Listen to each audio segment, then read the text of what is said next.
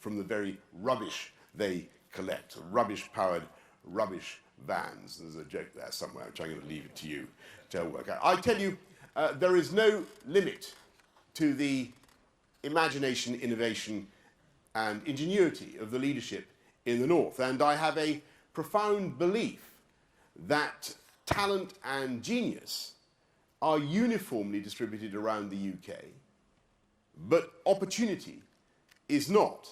And that is why we need to level up across our amazing country. And we need investment in education, the giant precondition that determines whether you have the freedom and confidence to make the most of your talent. So this government will give every child the world-class education they deserve. We're levelling up across the country, investing an extra 14 billion over 3 years and increasing the minimum level of funding for every pupil in primary and secondary schools.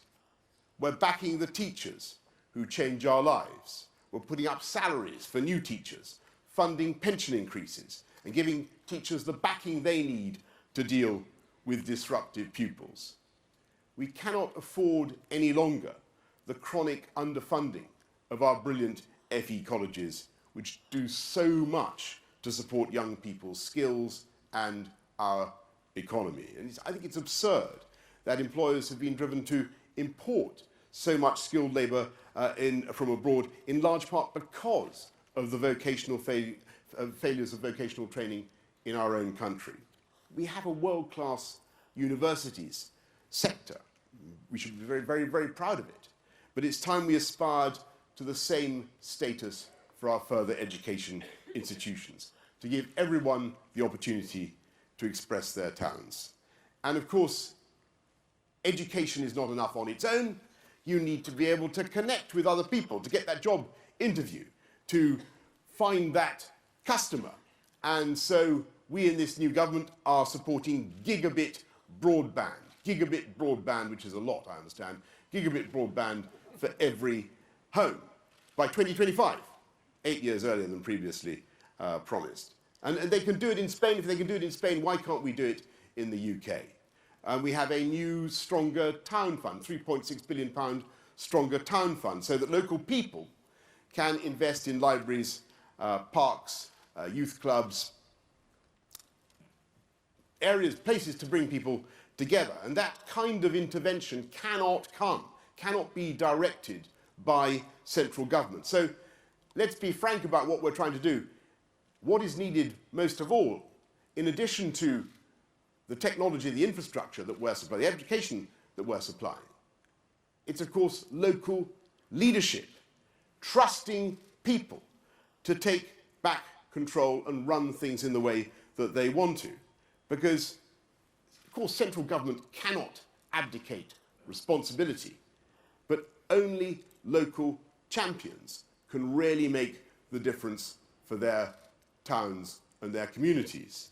I'm the first Prime Minister since Clement Attlee to have been a mayor. And I think I'm right in saying that. And I know the transformative potential of local accountable leadership. Someone with the power to sort out what matters most to local people. Like our MPs, Boris. Yes, Maybe indeed. Indeed. Yeah? Yes, I'm all in favour of our MPs. Yeah, why are you not with them in Parliament? Would you? The mess that you have created. Would you mind? I'm very happy to get back to Parliament very soon. But what we want, I think, to see in this what we want to see in this region is towns and communities able to represent that gentleman and sort out his needs, and whether it's transport to get to work or good housing or whatever it happens to be, and somebody to drive big infrastructure projects, to boost investment, to wave the flag for the area, to act as a local champion and say, come and invest here. But of course, along with that power comes responsibility and accountability. And it's time we gave more people a say over the places where they live. we're going to do devolution properly. We're going to maximise the power of the North with more mayors across the whole of the North. And I know there's a real enthusiasm for devolution in Yorkshire, and I welcome the establishment of a Yorkshire committee as a practical step for facilitating greater collaboration on a Yorkshire-wide basis. In the meantime, we are committed to getting the Sheffield City region done, and I also want to open up negotiations with Leeds and West Yorkshire so we can make a mayor work there too, whatever the nature of any longer-term arrangements in Yorkshire. But I also want to build on the fantastic job so many mayors are already doing and ensure you can deliver on ambitious commitments to your communities. And that will mean levelling up powers for existing mayors. And to make sure our great northern powerhouse is firing on all its cylinders, to champion investment and opportunity, we're going to work with leaders across the north, the mayors, local businesses and others, to create a new, stronger northern powerhouse growth body. It will be a genuine partnership across the region, led by a northerner chosen in close consultation with you. Led by, I imagine there's a process to work out who's going to do it, but anyway, it's going to be done in close consultation with you. But if there is one field that can change people's lives for the better, one field of policy, and level up opportunity, one field of policy that in my view must now be devolved, that policy is transport. Nearly 200 years ago, this country invented a machine that went on to unite great services, great areas of Great Britain. It spread its iron web across the earth and it transformed everywhere it touched. The north of England gave the world the railway, and at a time when the rest of the human race could travel no faster than a galloping horse, 40,000 people watched as Locomotion 1 puffed its way like some fire-breathing beast along the tracks between Stockton and Darlington in 1825.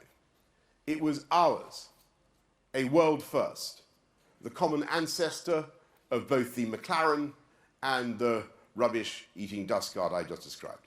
And yet, 2 centuries later, in this birthplace of the railways, we can do so much better. Today, coming from London on the train, it took me just over an hour and a half to get to Doncaster. But if, for example, you travelled from Liverpool to Rotherham, less than half the distance, you might have had to leave an hour earlier than me and change as many as 3 times.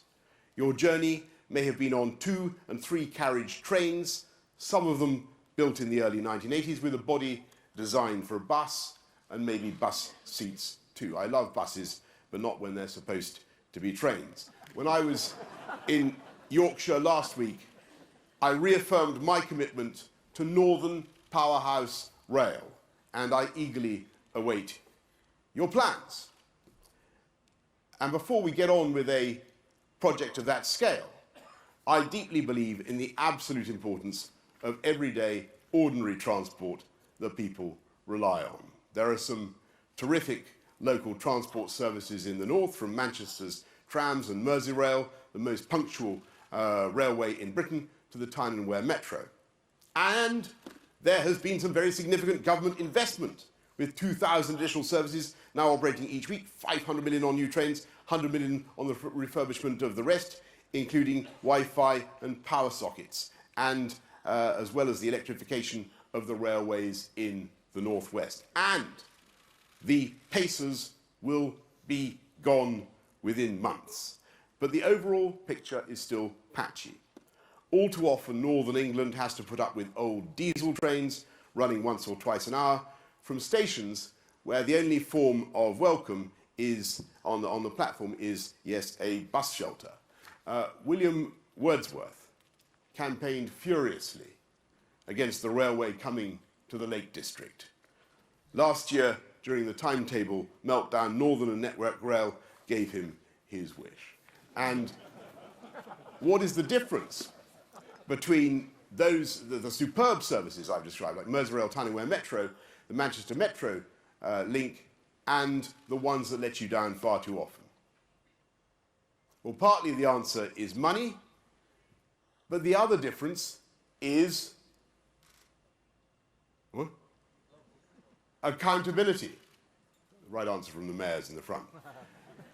Each of those well-run services is run by or on behalf of locally elected politicians, and they are always going to care more about their trains and trams than someone in Whitehall. London was just the same. Before 2000, when London Transport was run by central government, the tube was frankly shabby and neglected. But when my predecessor and I ran it as London Mayor, services improved, though I can't speak for the current incumbent. So today, I'm announcing my intention to give the railways of the North back to the people of the North, back to the places where they were born, back to Stockton and to Darlington, back to Liverpool and Manchester. In the combined authority or joint transport committee areas in the North East, West Yorkshire, Sheffield City region, Greater Manchester, Liverpool City region, it's time for the North to run its own trains. Keith Williams, who's leading a review of the railways for us, has, I think, been in touch with most of the people concerned. On local lines in metropolitan areas, we will give greater control over fares, service patterns, rolling stock and stations. And outside the combined authority areas, I want communities to take control too. That might be through county councils taking on similar roles in their areas for stations or branch lines, or it might be by transferring local branch line and rural services to community rail partnerships owned by local people. And, as you have asked, we will give you far greater control over your budgets. But as well as taking power, this is the kicker, you have to take responsibility. That means alongside taking the credit, you'll be taking the heat, just like a mayor has to in London. Nobody blames the government for the problems of the Central Line, they blame the mayor of London. Now, we will be generous on capital spending, but we won't be able to afford everything everyone wants. So choices will have to be made. And if you people want more than they can afford, then they will have to raise the money themselves. And of course, the North's railways must still be part of the national network, which passengers tell us that they want, with many trains obviously running across the boundaries of the region. So there has to be still a role for the centre. This will be a partnership between the railways and the leaders of the North.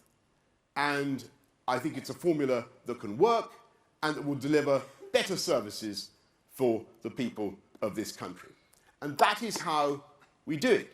That's how we level up and unleash the talent of the whole country. Better education, gigabit broadband, sprouting in every home, reliable, comfortable and affordable transport with someone accountable delivering your service. These are the pumping pistons that will drive the Northern Powerhouse, and that Northern Powerhouse is turning before our eyes into a new locomotive for the UK economy.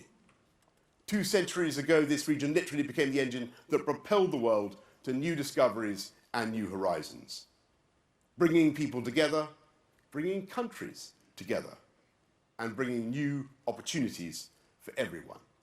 That is what the Northern Powerhouse can achieve in the 21st century, and this is a government that will back you to deliver it. Thank you very much.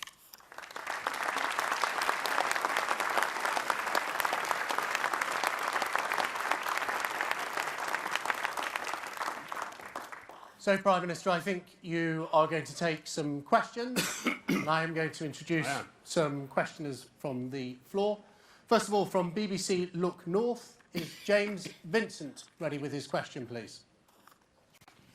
Thank you very much. Welcome to Yorkshire again, Prime Minister. Thank you, sir. You've been up here a few times already, telling us that you'll do Northern Powerhouse Rail, telling us that you'll give us more police officers, and now telling us you'll give us more power to do great things in the north. But can you do any of that? Because you can't get an election. This sounds like election promises and an election tour, and you can't get an election and you can't get Brexit done at the moment. How are you going to achieve that? Well, we are going to. I certainly won't be deterred by anybody from our goal of coming out of the EU on October the 31st, which is, I think, what the people of this country want us to do, and they want us to get Brexit done. I believe they do. But I also won't be deterred from getting on with our domestic agenda.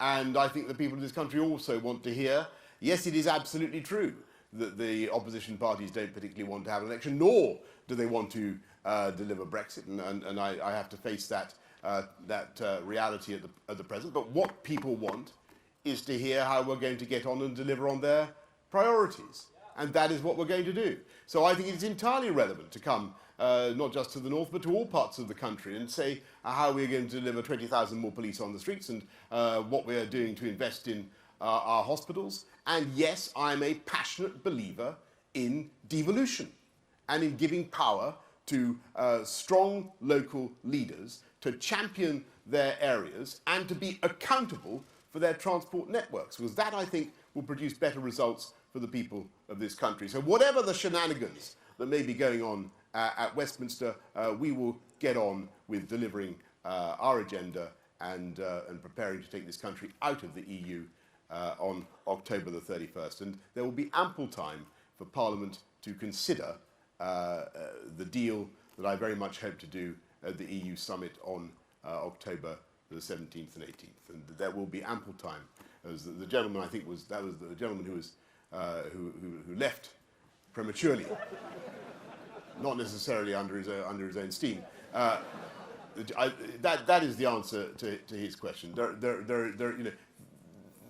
We've lost in this. But to have a Queen's speech and to set out our domestic agenda, I don't think people realise we've lost about 4 days of parliamentary sitting time. There is ample time for Parliament to consider not just Brexit, but all kinds of things, both before and after the European Council on October the 17th. So let's get on and do it.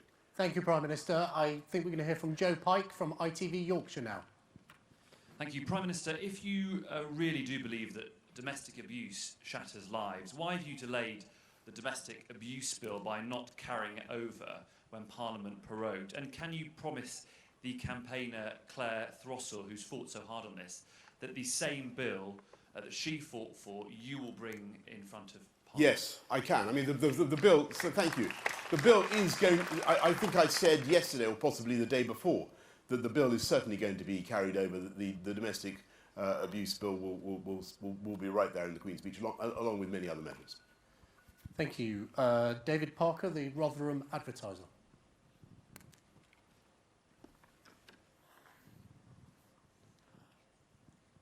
Welcome to Rotherham, Prime Minister. A few months ago, you said in a radio interview that lots of local police forces were spaffing money up the wall. Is that something you still believe on investigations of historic CSE?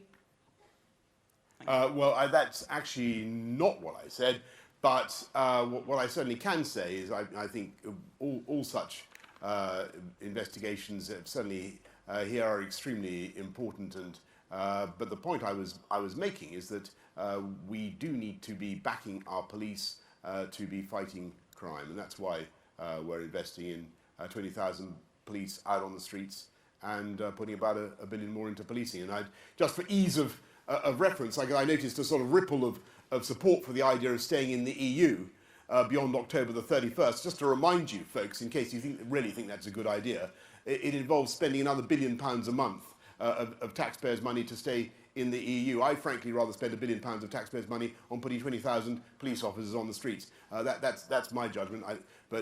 Anyway, if the opposition have a different view, why don't they put it to the people?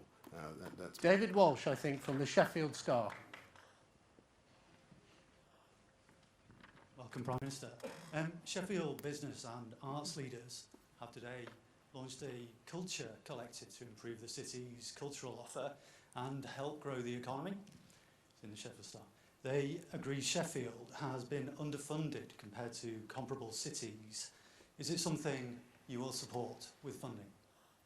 Well, I've just put 3.6 billion into a towns fund, which I don't think necessarily Sheffield qualifies for. But I'm just to say that we're spending huge sums today, and I don't want to make another spending commitment at the moment. But I will certainly happily study the request that has been made. If there is any way that we can support the cultural initiative in Sheffield that you described, then I will certainly make sure that we do. But I'm reluctant to make more extempore spending commitments from this platform. The Yorkshire Post, Geraldine Scott. Prime Minister, you spoke about devolution deals in Leeds and West Yorkshire. The people of the North have waited for a long time, so when do you think this is going to happen, and is it going to lead for a deal for the whole of Yorkshire? Well, we will get on as fast as possible, and whether it leads to a deal for the whole of Yorkshire or not, I mean, that is very much a matter for consultation and decision by local people. I know that there are different views, and I've been speedily acquainted of those different views and the strength of feeling which is held on either side. And I think it therefore right that local people should consult and decide on that matter for themselves. There are clearly different areas that could elect a mayor, and I think that there needs to be further work done on that precise geographical division. Manchester Evening News, Jennifer Williams. Prime Minister, you mentioned the Stronger Towns Fund in your speech. I've done a bit of analysis looking at which towns have received money from that, and most of them are marginal seats that the Conservatives either need to win from Labour or need to defend from the Liberal Democrats, including some of the most marginal seats in the country. Well, are you trying to buy votes using that fund? Look, I mean, obviously, I wouldn't be at all surprised if the Conservatives were in contention in every seat in the country. It doesn't. I can't be remotely surprised that some of the towns in question might shortly have a Conservative MP. If you'll kindly furnish me with the analysis that you've done, I'll be happy to answer you. But what we want are stronger towns across the UK. We want to use the cash to help people, local people, wherever they are, to level up and to invest in wonderful things for their communities, to improve public amenities, to help to put in broadband, and to bring life to their communities. That's what we want to do, and I think it's a great thing for every town in the country. And I'm not aware of any political bias involved in I'm genuinely not aware of any political bias involved in the dispersing of those funds, and it sounds like pure cynicism to suggest otherwise. Seriously, I mean. Kevin Larkin, BBC Radio Leeds. Prime Minister, you've already committed to Northern Powerhouse Rail. You've made another announcement this afternoon about our local rail services. When you launched your leadership campaign, you said it was madness. Leeds doesn't have a mass transit system. Will you commit to it today? And if so, when can we get the details? God. Well, it may well be that I was exactly right in what I said about Leeds, and I think it is right. But as I said in answer to the question about arts funding in Sheffield, I want to do it, and I certainly think that it is important that a great city like Leeds should have a mass transit system. But I'm not going to commit today to a budget for it. What I think I could commit to doing, because it's a really good question, is to going back to talk to Grant Shapps and our transport team and our railway team, and to see what's cooking and what we could do to support. Because it is in my view, it Leeds by comparison by most other European cities is not well provided for with mass transit, and we need to be doing something about it. And finally, Prime Minister Paul Brand from ITV. Good afternoon, Prime Minister. Good afternoon, Paul. You've got 5 weeks left to get a Brexit deal. Can you update us on what you think is the latest probability of finding an agreement that the DUP can get behind? And secondly, you called David Cameron a girly swat. Are you a little bit worried what he might call you in his upcoming memoir? Well, you know, Paul. First of all, on where we are with Brexit, I think people do deserve to know what's going on. We're working incredibly hard to get a deal. There is the rough shape of a deal to be done. As some of you may have seen, I've myself been to talk to various other EU leaders, particularly in Germany, in France, and in Ireland, where we made a good deal of progress. I'm seeing President of the Commission and the Chief Negotiator, Michel Barnier, on Monday, and we'll talk about the ideas that we've been working on, and we'll see where we get. I mean, I would say I'm cautiously optimistic. How is that a good enough characterization, Paul, of where we are? I'm cautiously optimistic. And on your second question, which was about, but whatever happens, we'll come out on October the 31st. Your second question about David Cameron. Well, look, I mean, absolutely nothing. I want people to be clear.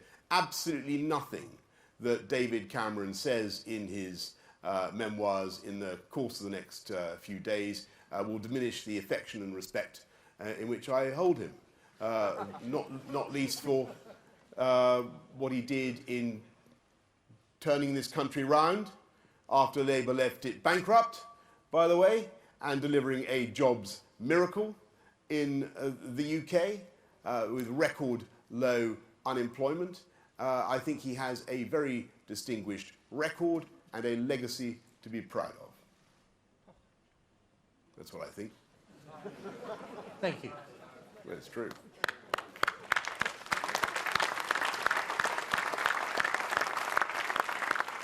Thank you very much. Thank you.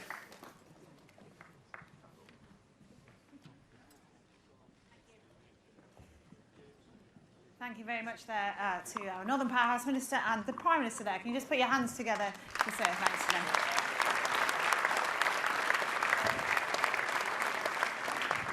I'd just like